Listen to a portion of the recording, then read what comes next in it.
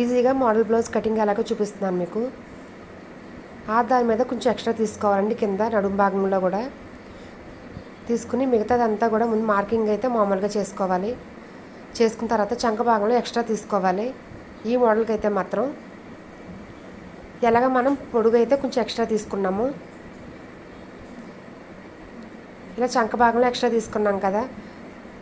కానీ ఏంటంటే ఇలా కటింగ్ చేయడం వల్ల మనకి ఈ సైడ్ ఖర్చులకు తీసుకున్నాం కదండి పీసు, అది సరిపోతుంది. కానీ మామూలు సైడ్ అయితే అంటే మోడల్ పెట్టని వైపు అయితే ఖర్చులు అవసరం ఉండదు కదా.